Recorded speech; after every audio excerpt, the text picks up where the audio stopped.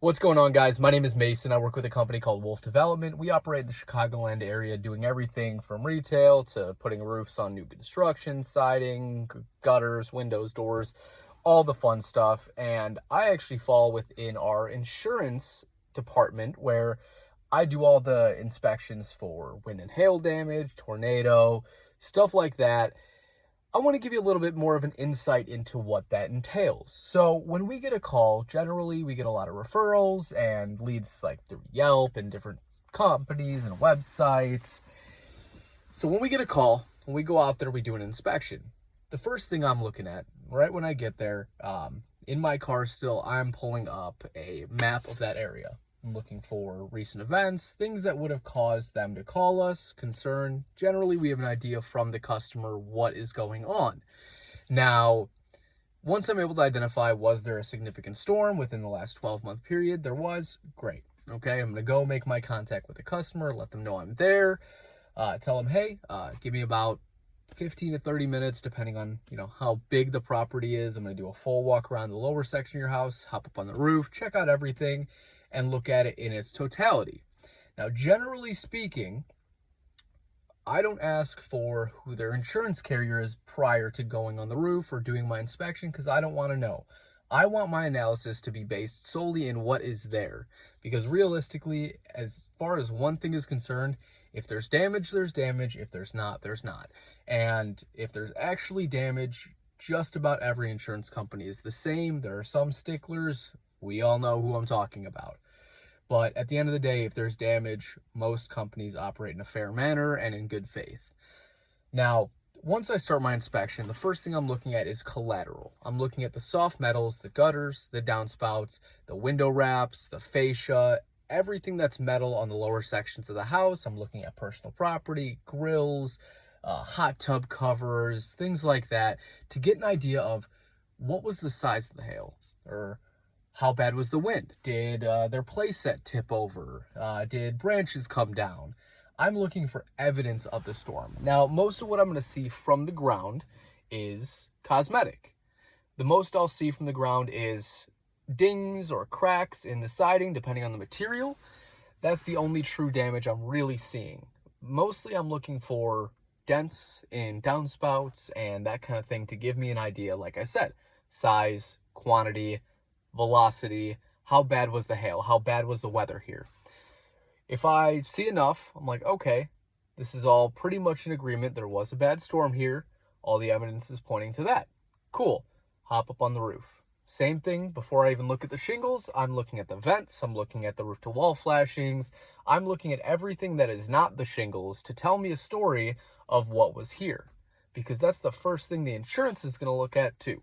They're looking to see what's the evidence. Okay, because damage to shingles could be any number of things. It could be manufacturer defects. It could be foot traffic if they go up on their roof a lot to clean the gutters or hang Christmas lights. So I'm looking for things that are going to give me a leg to stand on in the future when I potentially meet up with an insurance adjuster. Say, hey, I isolated and identified damage on these 3 corners of the house on the downspouts. Storm came from the southwest in this instance. So this makes sense. Didn't find anything on the rear right side of the house. Perfect. We're in agreement. We go up on the roof, looking at the same thing. We're looking at the turtle vents, the roof to wall flashing, window wraps, whatever it is, gutters, gutter guards. Perfect. Now we're in agreement. We know what's going on. Let's get this done. Now we go to the shingle. I'm looking for something, a bruise. Damage to the shingle in the form of something no bigger or no smaller than like a nickel that is black. It might be dented. It might show the matting. It might show little hairline cracks, and it's generally soft to the touch. That does change depending on the age of the roof, because as roofs get older, they get a lot more brittle, and they won't be soft, but you'll definitely see those micro cracks in there and see the damage in a different way. But that's not most roofs. Most roofs, by the time they're that old, have so much going on, so much granular loss that you can't really determine what's what. So it takes the collateral to tell a really good story, so you can be able to say, okay, these cracks, this is going on, this could be the hail, we're going to cover this. But for most roofs, that's not the case. You'll be able to clearly see you'll have a rounded out, natural shape where you'll see pushed in granules, you'll see that matting. And the reason insurance pays for hail damage like that is because eventually, now that that black matting is exposed, the sun's going to hit it and dry it out and heat it up, and then it's going to cool down at night, and then winter's going to come and water's going to get in there and freeze and expand. Eventually those cracks are going to be big enough to let water seep in. Now, unfortunately, most roofing paper, most felt paper that goes underneath your shingles doesn't outlast your roof. So if you have a 15 to 20-year-old roof, that felt paper might be old and weathered. Now, when that water seeps in, it's not just going to run underneath the shingles, it's going to get down to your decking. That's how leaks happen. That's why insurance pays for stuff like that. Not every hailstorm is going to put holes through your roof where you can see daylight from your living room. It just doesn't happen. Most of the houses I go to, it's mainly stuff that at this exact moment is cosmetic, but it's something that could absolutely leak in the future. And that's why insurance pays for it, because they only give you 1 calendar year from the date of a storm to get it covered, paid, and fixed. So a little bit into that. Once I come down, I'm going to say usually one of two things. You qualify to have the insurance come out, take a look. I'll meet up with them. I will show them everything I found. If we agree, great, you're getting a new roof. If we disagree, you don't owe me anything for my services, and at the very least, you're covered in the case, 6 months, a year down the line, you have a leak. You can call them, say, hey, there's been no new storms, and now my roof's leaking.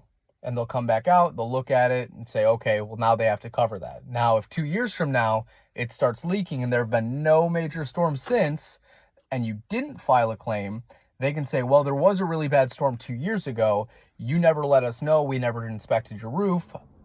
That's negligence on your behalf. And now they might not pay out at all for the interior stuff, for the roof, for any like mold mitigation, anything like that.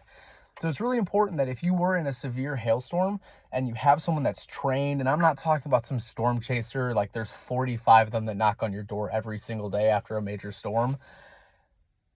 Those guys aren't great. Call a local guy, call someone from the area, have them come do an inspection. Most of the time, your agent will have a couple of contractors that they work with that they can send out and say, hey, my customer Sue was in a hailstorm last night. Can you go check out our roof and see if there's hail damage?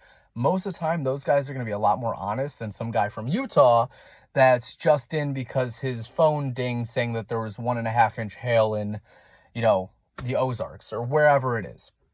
So really important to know who's going on your roof, because most people are, or I should say most companies are, throw it against the wall and hope it sticks. They sign up every single person they get on the roof. They find some turtle vent damage. There's nothing to the shingles. The shingles are fine, and it gets denied. Now, is that necessarily a bad thing? Not necessarily. You are doing what you're supposed to, and hey, you had someone check out the roof. They told you this. Your rates aren't going to go up from it. Now, if you file a claim every year for something like this, they might not renew you, but that's a whole nother story. But the inspection is super important, and it's super important to have it done by someone who knows what they're looking for, that can show you pictures, videos. You want to see all of this evidence before you try contacting your insurance so you can know what's up there too. Don't just take my word for it. Don't take anyone else's word for it. You have to see it. And chances are, if it's a dent bigger than a quarter or bigger than the hail you saw in front of your house when it was hailing or whatever it was, it's not hail damage. It's probably a bruise. It's a blister or something like that from a manufacturer defect. Whatever it is, it's not hail. Insurance doesn't cover it. And they don't cover foot traffic. They don't cover a bunch of stuff that's going to do cosmetic damage because it's not truly damage. It's not going to leak. The matting of the shingle itself is still intact. So just something to keep in mind and something to protect yourself. Stay tuned for the next video I'm going to post. I'm actually going to record it right after this, but I'm going to post this one tomorrow. And that is how to read your policy and what coverages are more important than others. Stay tuned. And if you need a roof, call the Wolf.